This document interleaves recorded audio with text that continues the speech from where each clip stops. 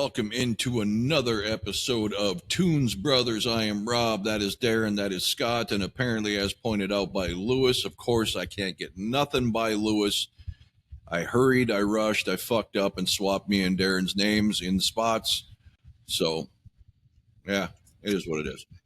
Anyway, so we are doing a album and a band at the request of Darren, so I'm going to turn it over to him and let you know what we got going. Hey, one thing before you get done, I want to say a little something after your thing.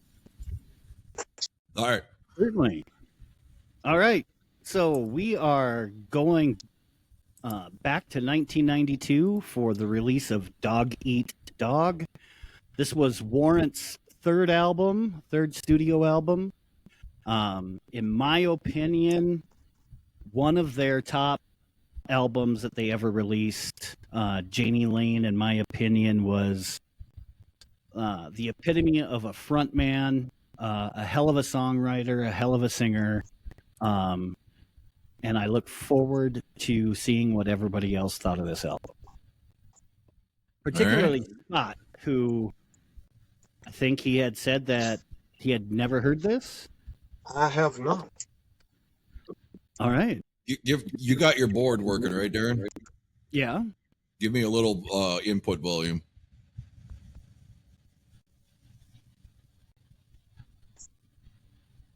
Is that better?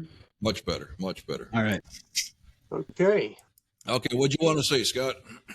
Since he was talking about Jamie Lane being, great songwriter, great frontman, I will concur, because the first time I seen Warrant was in a club in '94, so I'm sure some of these songs were played. I just don't remember them. Substance abuse, all that shit. But anyway,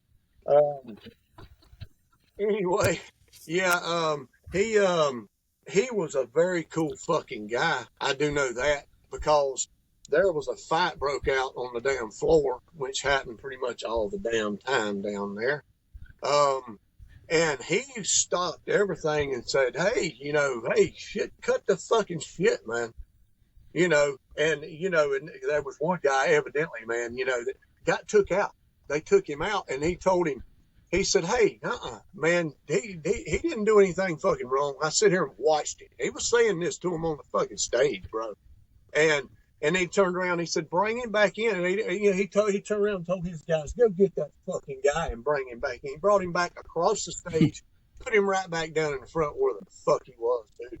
I thought that was the coolest shit, man, to take your time out. And he seen what happened. I guess that guy didn't start it, and they were throwing him out. You know how shit gets done sometimes? Yeah.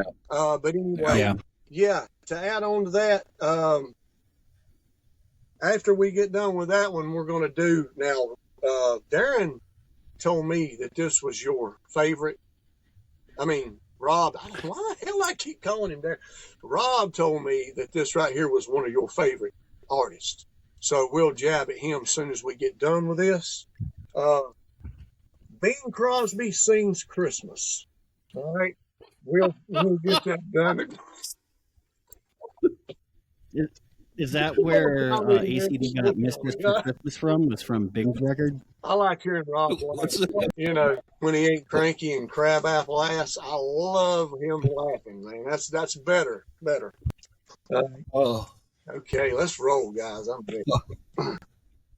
All right, well, it's your brainchild, Darren. Scott, does your side say uploading at all for your feed? Like a percentage? Mine says 97%. Yeah, yours is bouncing, so is mine. Scott's is sitting at 0%, but it says recording. Rob lost audio. Mine says 98%, but it's... I never really pay attention to that, to be honest with you. Well, let me do this. I'm going to stop this and start it one more time, just to be damn sure. That's a good idea. All right. If you can't hear us, it's got to be something on your end, Darren. He can't hear us? Yeah, all of a sudden he can't hear us. Now I can. Oh, now you can't? What? This whole thing's getting back. Bored? Okay.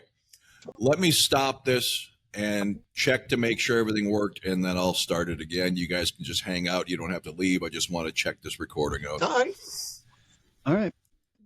Okay, just testing. We had some weird stuff going on. I wanted to make sure everything was fine. Darren, your brainchild. You start the list. Warrant's Dog Eat Dog, least favorite, moving up. All right. So coming in at number 12, this is where I put the song Inside Out. Now, while I feel this is still a very good song, and at one point this probably would have been higher on my list, but this is where I put Inside Out. It's a little bit heavier of the tunes on here, but that's not the reason why I put it there. Gotcha. Scotty? All right. You want me to go? I'll Go ahead, Scott. I'll go. It doesn't matter to me. You're probably more familiar with this than I am because this is the first time for me. I am extremely familiar with this. Okay. My number 12. Now, I hope I got 12 tracks, right? Correct. Okay. Andy Warhol was wrong. That was my number 12. Yeah, he was right. Whatever he was right about. And it, like I said, I'm going to go ahead and say it just to be saying it. There was nothing on here that was terrible. I mean, yeah, you got some ballads, you got some slower stuff, you got some, there's a couple tunes on here that sound like it came off their first two albums, literally to me. But that would probably be my least favorite one. So there's nothing on here that I can say I hate. Yeah.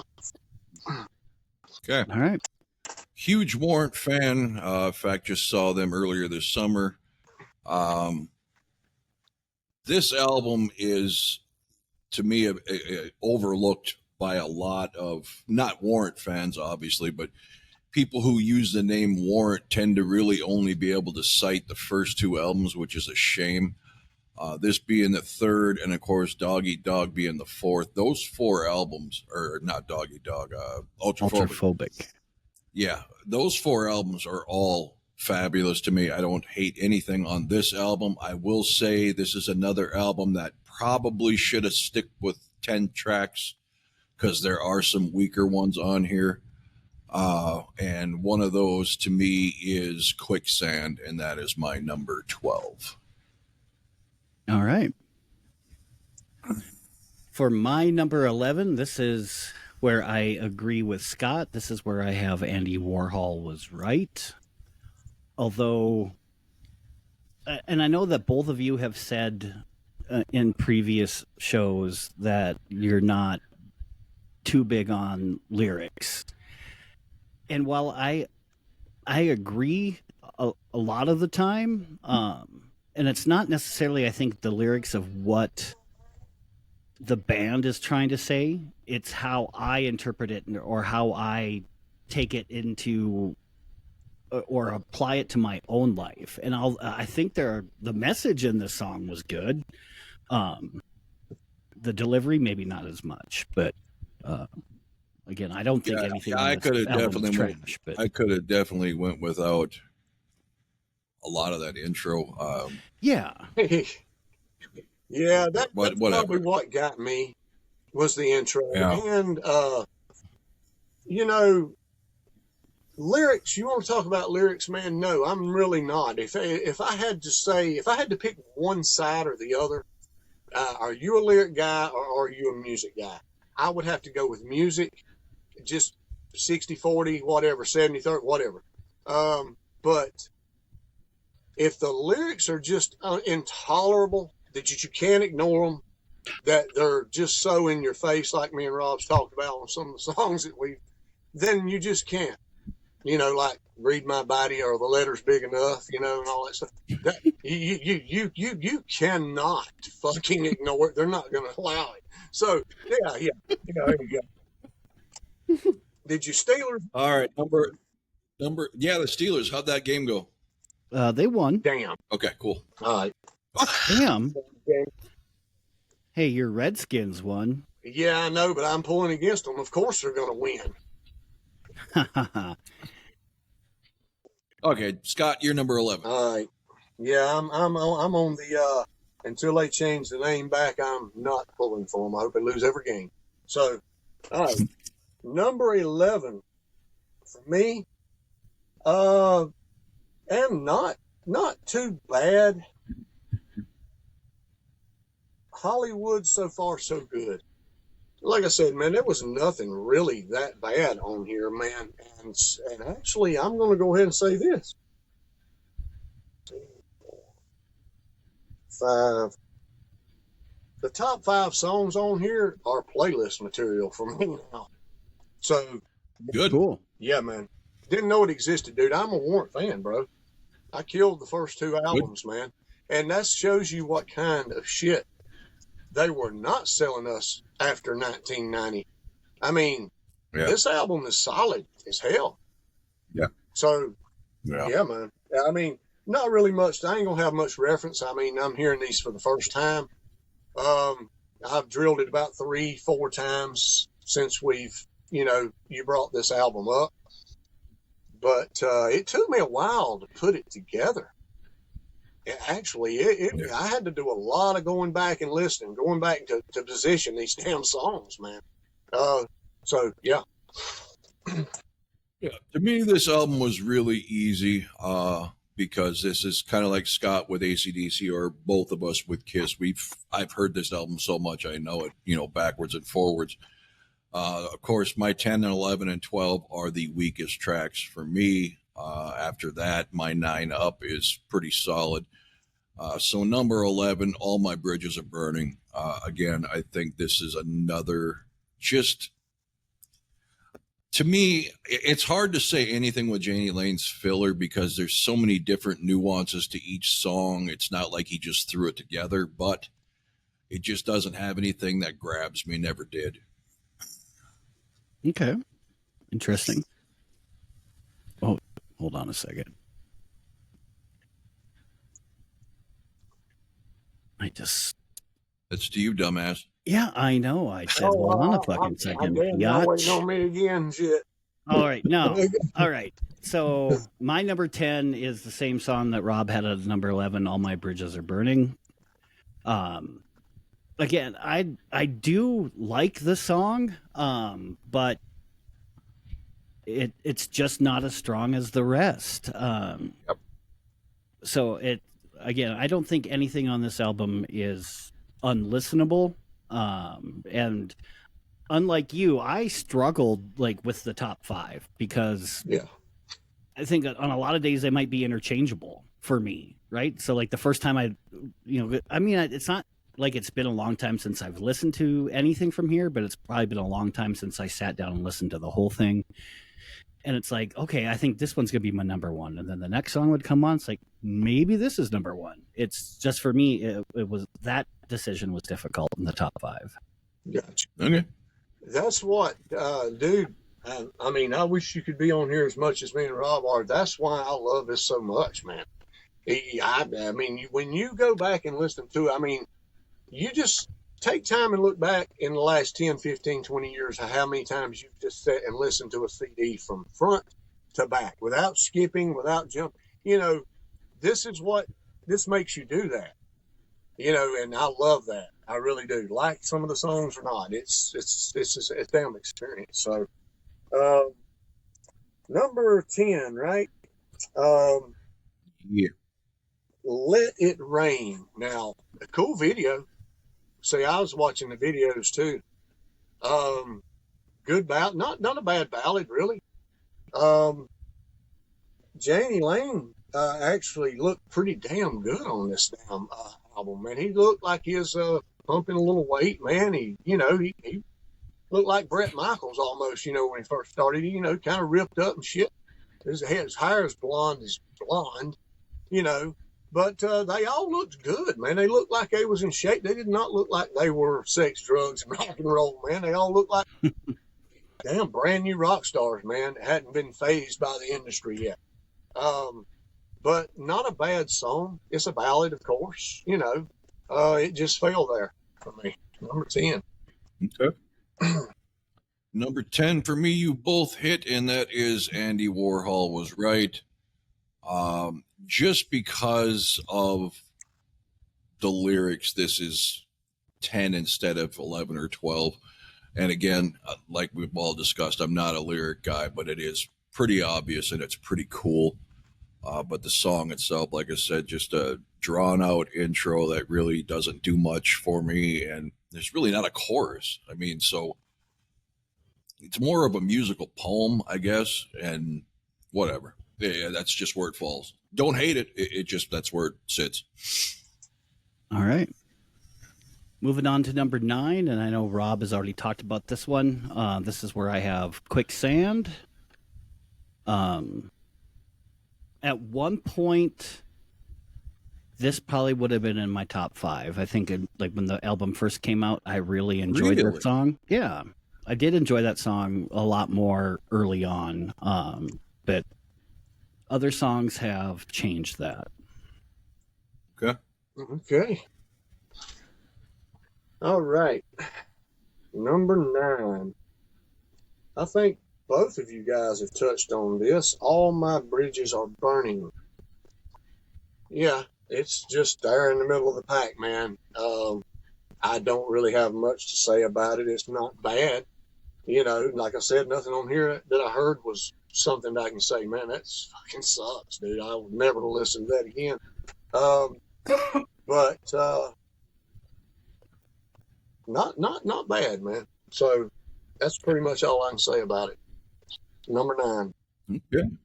My number 9, Darren touched on Inside Out. Definitely the I won't say the heaviest. It's the fastest track on the album. But at the end of the day, it lacks Warrant for me, with the lack of a better way to explain it. It doesn't feel like a Warrant song. It feels like Warrant doing a heavier band song or a faster band song. Not a bad song. It doesn't feel like, you know, slick Janie Lane, cocksure, that type of Warrant thing. So there you go. Inside Out. Still a decent tune. All right. Number 8, Scott just talked about this a little bit ago. It's Let It Rain. Again, a very cool video. But beyond, I mean, like I can't say beyond that. It just, again, it just doesn't hit home as much as the rest of the album. We're getting into the ones that I really like. So, but yeah, Let It Rain, number 8.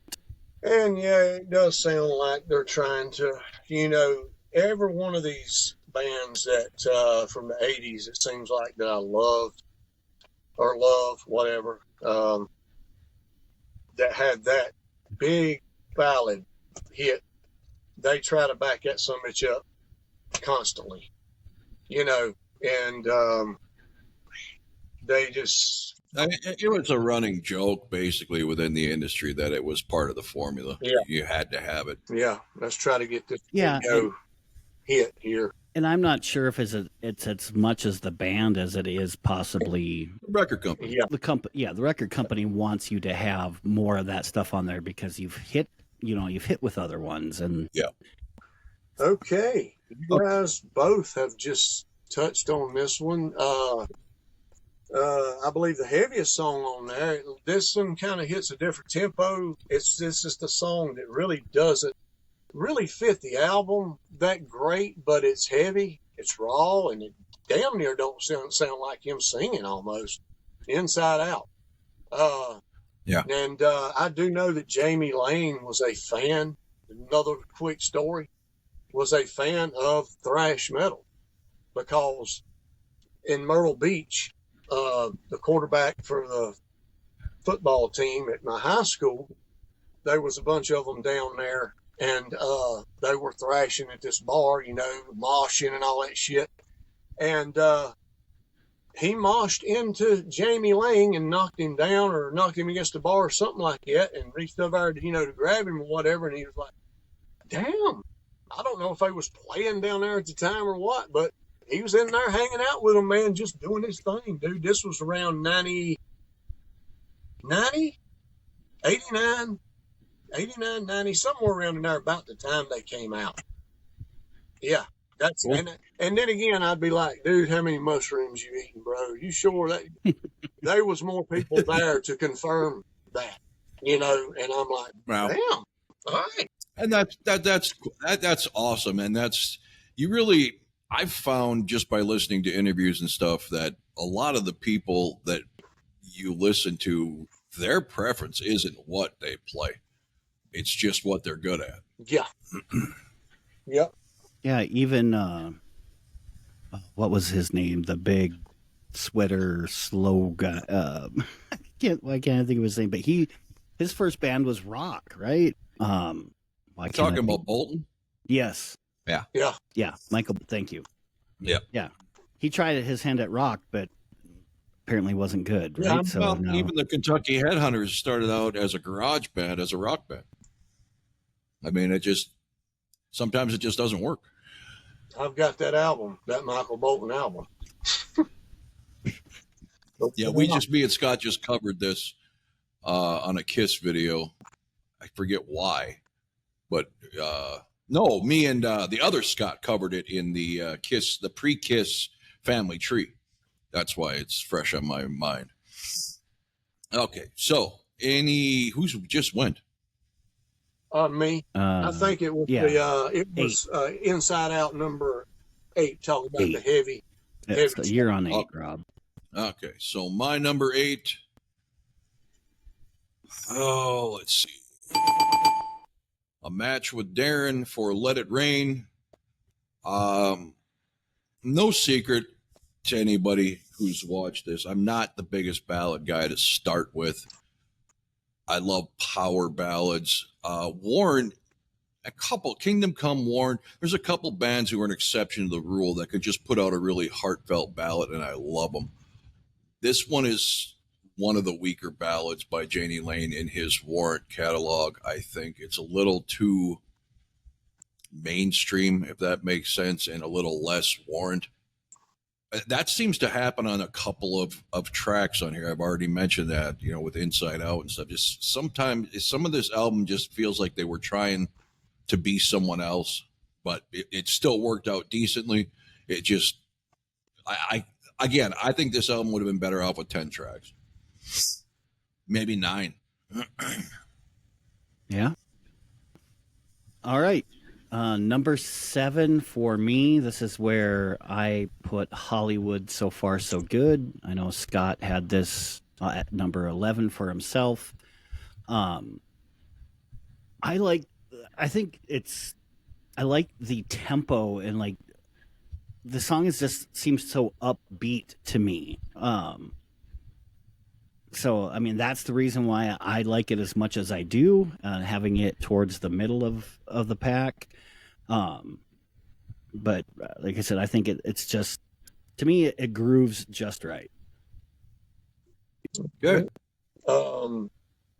Yeah, the power ballad. Now, I Saw Red in Heaven. Now, those are power ballads. Well, I wouldn't call I Red a power ballad. Yeah, it's got some pretty damn heavy riffs in it, bro. Anything that's got heavy riffs in it, man, to me, or electric, is a power ballad. Now, that's to me. If it's just slow all the way through, acoustic, piano playing and stuff like that, like Beth, that's not nowhere near a power ballad to me. Every Rose Has Its Thorn is not a power ballad. Fair enough. Yeah, it's got the lead in it, and stuff like that, but this has got some heavy riffs in it that I Saw Red. But anyway, wrong album. Number 7? 7. It is the Bitter Pill, man. Not bad. Actually.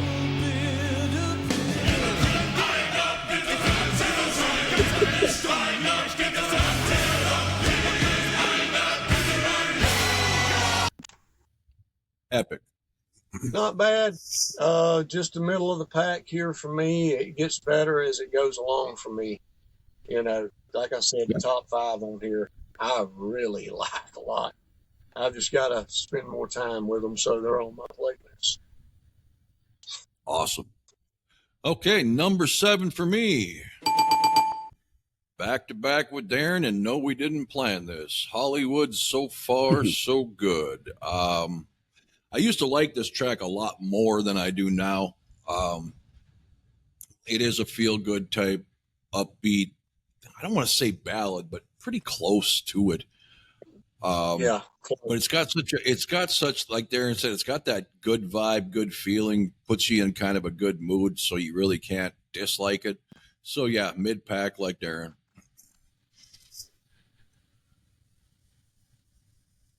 That's you, dummy. All right. Yeah, I know you guys are kind of cutting out on me, so I'm not sure if it's my connection. So there's a little bit of lag. It must be because you're at kind number of 6. your I head's have moving the slow. ballad. Oh, okay. I have Sad Teresa at number 6. One of the ballads on here. Again, it's really good.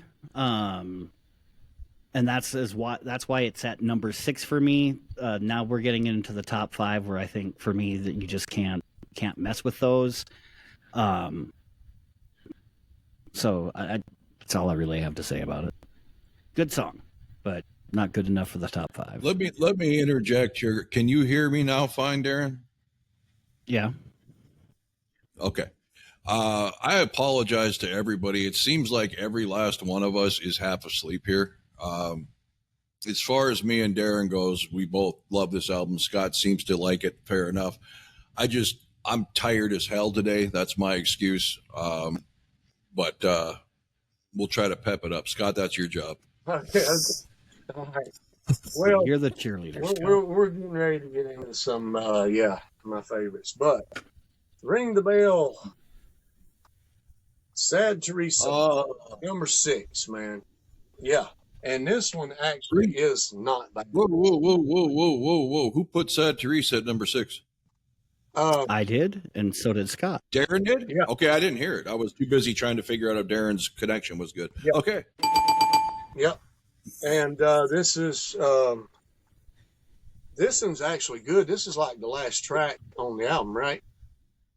It was a hidden track, like on a cassette. If you didn't know, it would just be a long empty spot. That kind of was a big thing in the late 80s. A lot of bands did that. Yeah. And then all of a sudden, like, a minute and a half of silence, all of a sudden it starts. Okay.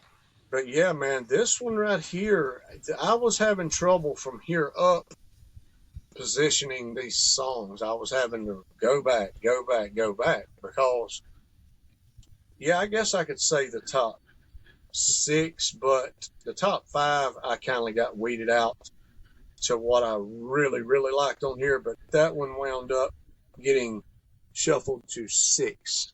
And it's not bad, actually. It does. I would say that's a power ballad. Yeah. Yeah. Okay. My number 6, I know Darren touched on this, I think Machine Gun. Really? Yeah.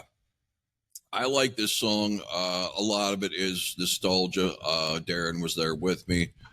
Like I had mentioned on a previous podcast, Warrant opened their Cherry Pie tour here in Bismarck, North Dakota. So they're here for a few days rehearsing. And they always had this thing where they'd play a track off the next album that nobody knows. That just happened to be what they're opening with. And Stephen Sweet and Janie Lane were not seeing eye to eye. Janie Lane was basically making him continue to do that, that drum intro.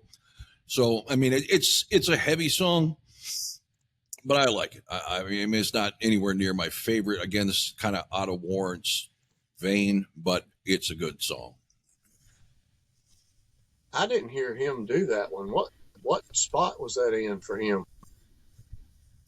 I haven't. Then you did it, right? No. Okay. So Scott. No. You didn't do it either, Scott? No. Neither one of us have mentioned my that. bad. Oh, okay. My bad. All right. Just me. Sorry I blew up. No, I just thought, well, am I missing something here?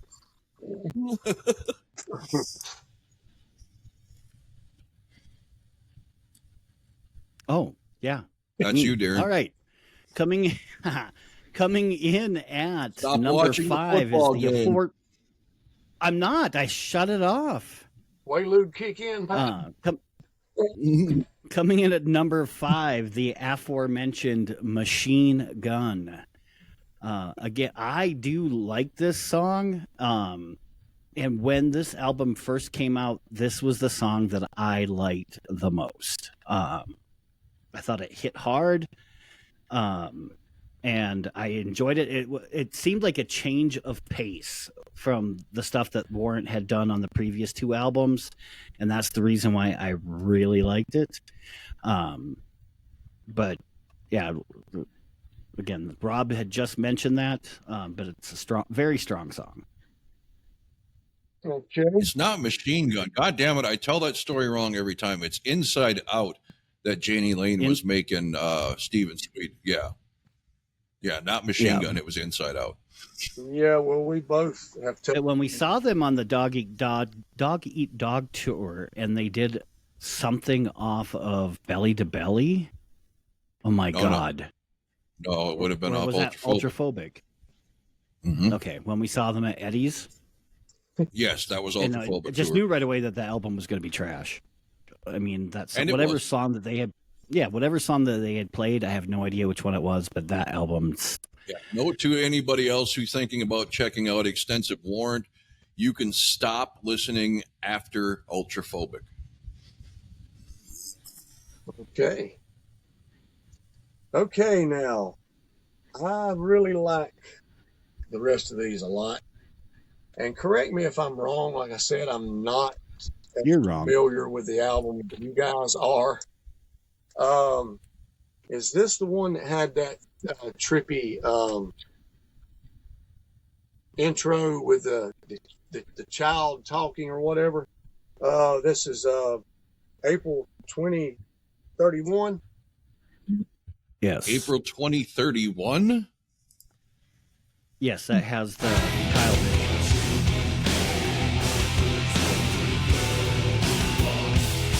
Yeah. Yes, it did. Yes. That's a jamming song. I like that, man. That one grabbed me. Some of these grabbed me, man, just bam. And we are rapidly approaching Janie Lane's prediction for the apocalypse. 2031, just 6 years away, 7 years away, 6.5.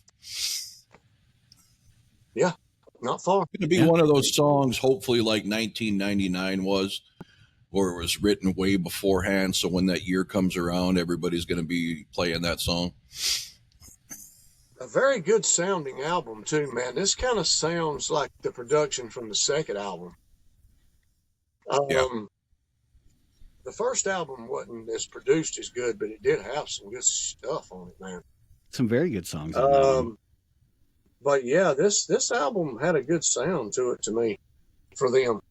So yeah, man, April 2031 is my number 5, and I really like that. All right, my number 5 was always my favorite down tempo song on this, Sad Teresa. It's just got one of those singable, hummable, stick in your head all day types of things to it.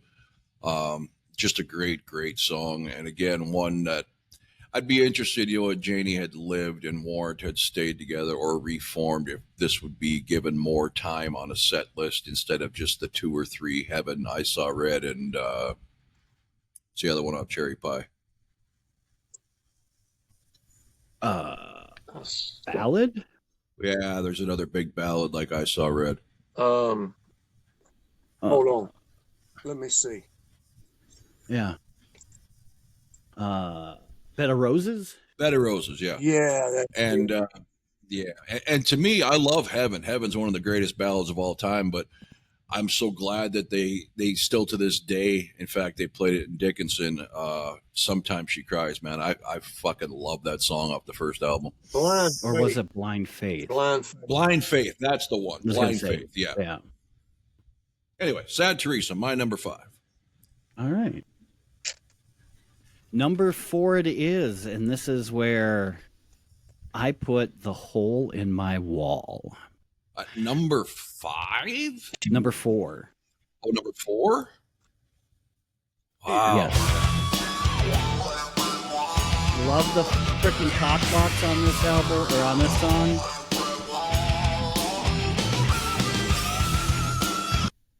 He did that to perfection in Dickinson here last month or whatever. Oh, really?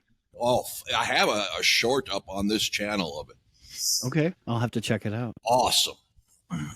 Yeah.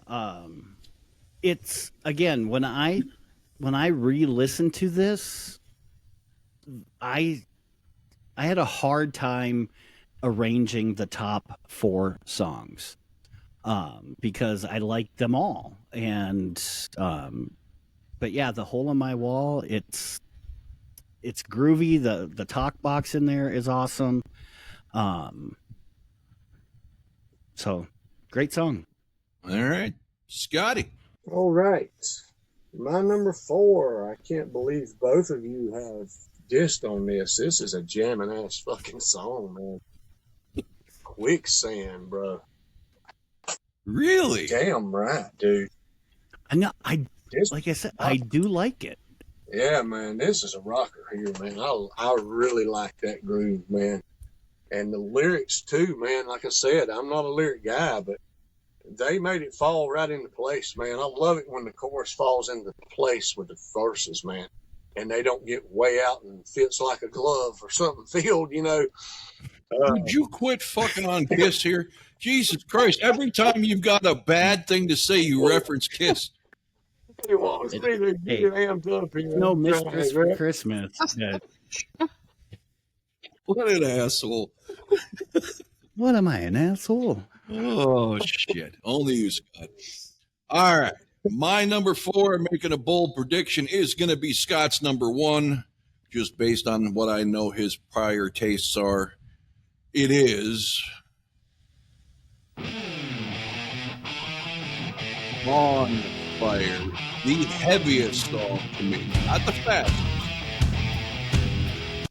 but the heaviest song on the album is Bonfire, Really? and that is a killer guitar riff. I love the chanting, the group chanting, through the verses and stuff. I mean, it's just a great fucking song. I agree. All right.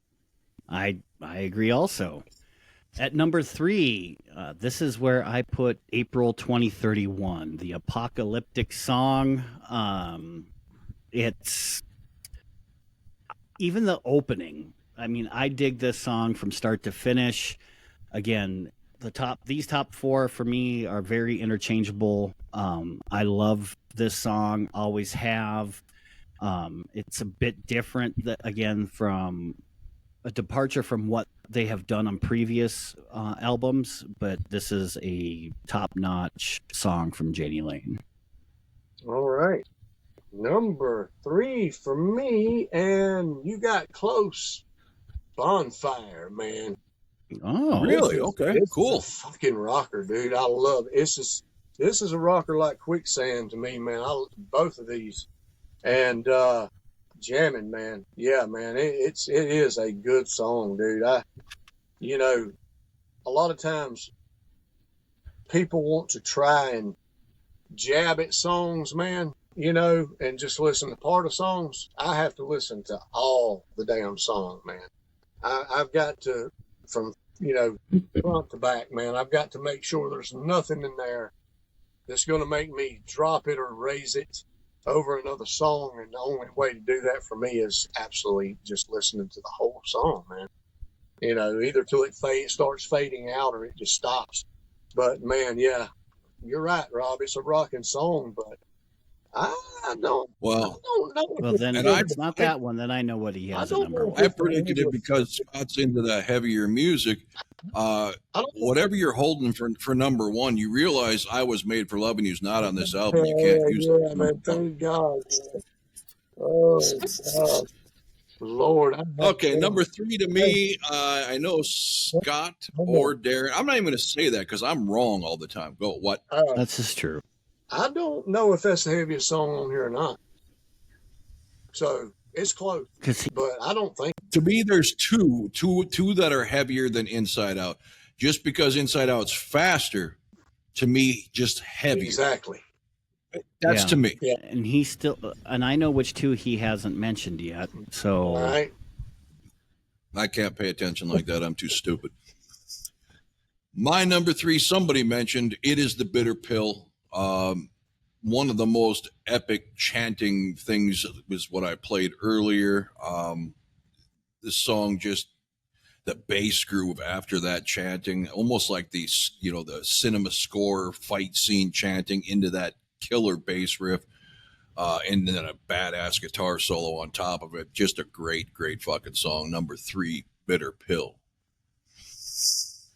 all right, number 2. This is something that both of you have already talked about, but I have Bonfire at number 2. Again, it's a heavy tune, and just I think it's one of their most epic songs that they have. It's, you have to check it out. If you're not familiar with this album, listen to it. Bonfire is a great tune. Yeah, it is, man. And my number 2, I think that somebody has touched on this, and I don't know if you guys have or not, but I heard it playing. Yeah, I think Darren has. Now, this and number 1 was back and forth for me, bro. I finally just had to say, fuck it. This is badass to the bone, just like number 1. Hole in My Wall, dude. That is rocking out. I love that guitar and him singing with that. I mean, I love that shit when they do it good. I don't care who's doing it. If it's done good like that, that is freaking awesome. A hell of a beat, dude. Just that steady punch, man. Yeah, man, these top 3 are probably the rockinest ones for me, but I like the top 5. But yeah, Hole in My Wall, man. Badass. That's another one I was going to say. That one, and to me, that one and Bonfire are heavier than Inside Out and Machine Gun. They're faster, but those 2 songs to me are heavier. Okay. Okay, so what's me, number 2? Yeah. Okay, April 2031, the apocalyptic song. Everybody's now mentioned it. Just a great, this used to be bouncing back and forth when I first got the album with my actual number 1 now, but for the last 20 plus years, my number 1's always been my number 1. So April 2031 is a close second. All right. And for my number 1, Scott already kind of shit on this one. Rob, you had it a little bit higher. I have The Bitter Pill as my favorite song on this album. And for me, it's like the 2 voices in your head. I love the way that this song is mixed. Yeah. And it goes from the left side to the right side, back and forth. Like this individual is arguing with himself. Again, you touched on it, Rob, the solo in here, the bass after the chanting. I have always loved this song. And I'm not the most ballady type person either, but this song is one of the few songs that lyrically has always spoken to me. Again, I personally feel like I argue with myself inside my head way too much, and that was annoying, what the song was about. You're real annoying to argue with, so that's got to be terrible for you to have 2 parts. You should talk, motherfucker. You could know that you've been wrong for 30 minutes and you would still argue till you're blue in the face. Because it gets a rise out of the other person. That's why. Okay, no. Scotty, you're number 1. Number 1, man. And Rob was off on this because I think this is not the fastest song on here, but I think this is at least tied or the heaviest song on here, and it's Machine Gun, man. Okay. Beat off track. It's freaking badass, bro. I love it. That's a rocking song, bitch, man. Yeah. Video with me too, man. Yeah. You know, other than no, I haven't seen a single video of this, and you guys are saying this has a video, this has a video. 3 or 4 Uh, videos on here. Okay, fair enough. Yeah, man. My number one has been my number one for decades, and it is Hole in My Wall. I am a sucker for the talk box, whether it's Hair of the Dog from Nazareth or Living on a Prayer, Bon Jovi, whoever. But this, what Joey Allen pulls off, is the coolest, most epic talk boxing I've ever heard in my fucking life. And when you couple it with Janie Lane's angry ass fucking vocals, this song is just tremendous, and it will never be dethroned on this album. It just can't be. I'll give you credit. That is awesome. He does that, with the talk bot, whatever you call it. Yeah. But I would have to say it's the second best talk box. Number one would have to be Mick Mars. Kickstart My Heart. Well, I heard y'all say y'all hate Motley Crue, so I was trying to get a rise. But yeah, he does it good on My hand is over my mouth to prevent me from being sarcastic. I know. Don't matter. Yeah. But in fairness though, that is cool. He does it cool too. But yeah, Darren's way more filled with hatred for Motley Crue than I am. Oh, okay. I have my hatred for Motley Crue more than anything is because I can't stand once they got into their 40s and they were still carrying on like they were fucking 21. They became a parody of themselves, and it just I couldn't tolerate, especially fucking dipshit Tommy Lee putting out shows of going back to college. They're just so fucking immature. And Nikki Sixx coming out fighting with every fucking band on the planet with his fucking stupid radio show. They just pissed me off on a personal level, and I think that really tainted how I looked at them. Yeah, it's always but been.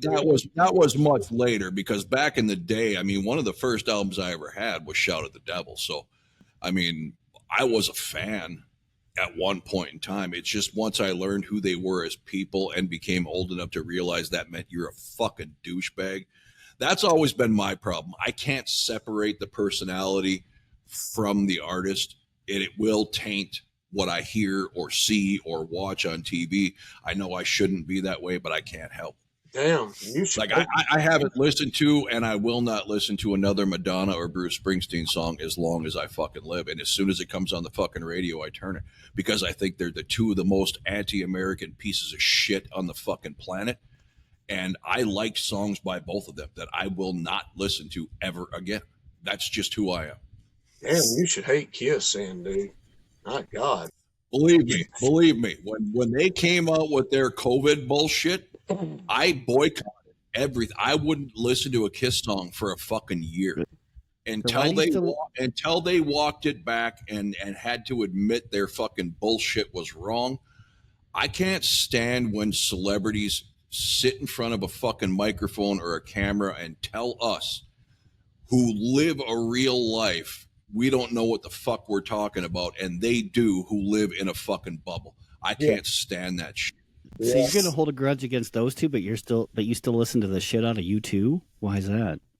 Fuck you! I don't listen to U2. You fucker. Yeah, man. That was the only thing that I did not like about the Rock the Nation tour. That is by far, to me, the best tour that they've done with the up-to-date lineup or whatever, because of the song selections that they played. But when Paul got started on that damn political shit, that's the first time I'd ever heard them do anything like that.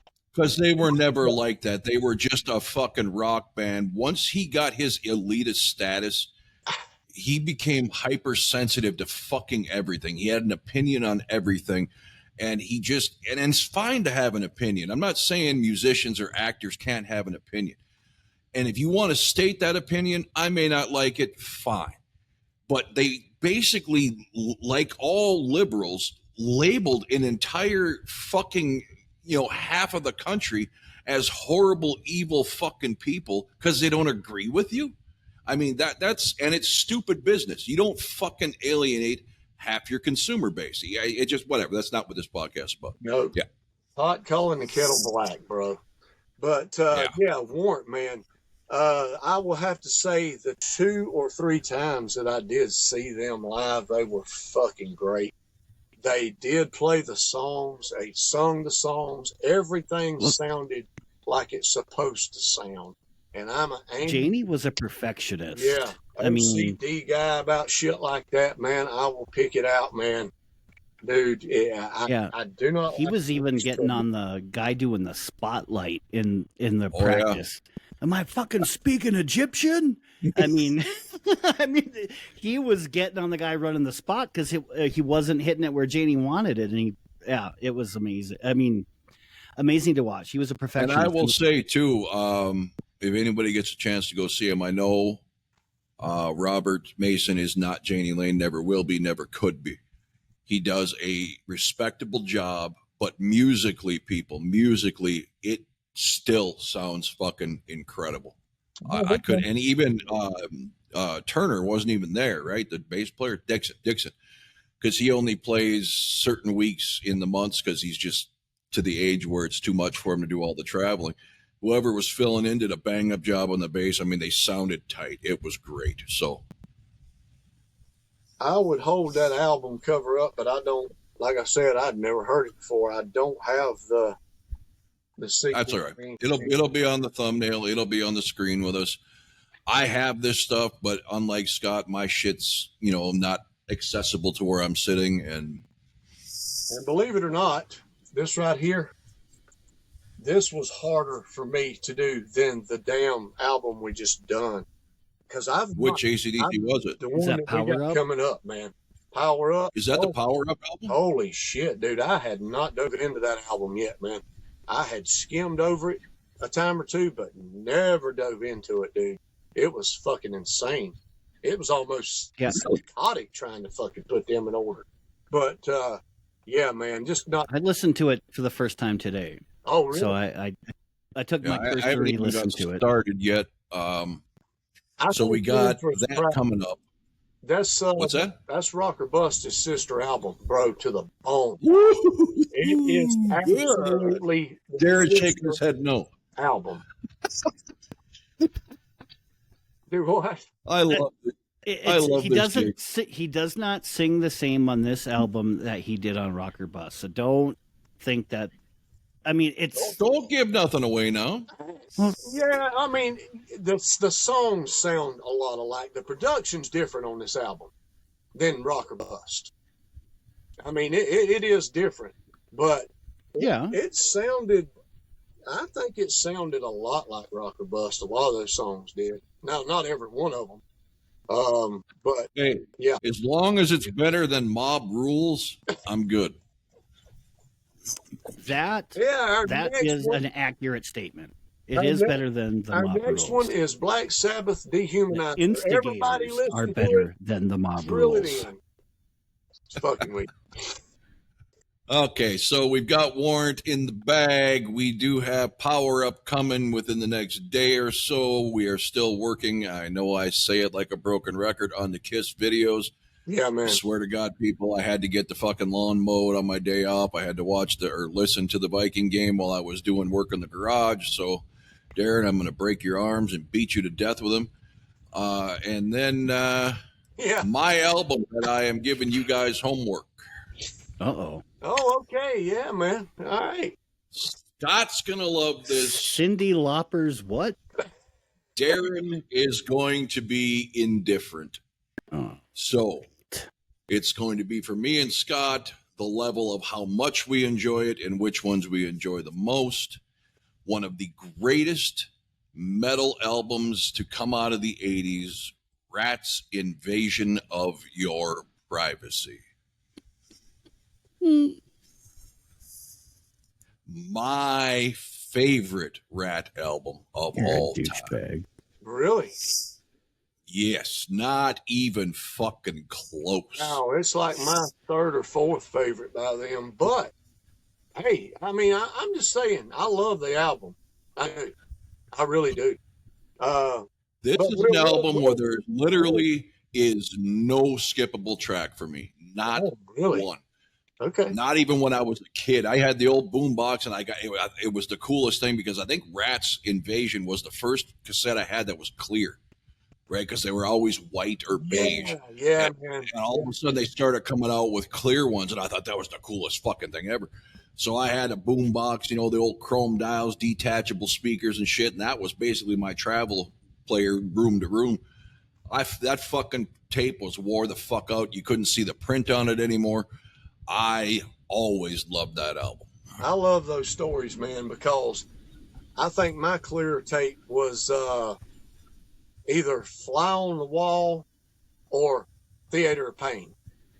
I think one of those was my first clear cassette, and I traveled with a boombox and a tape case too, brother, everywhere I went. So, there was a lot of us like that, man. Hell yeah, we had our own shit, And Darren's first clear tape was Carly Simon's Greatest Hits. Simon and Garfunkel.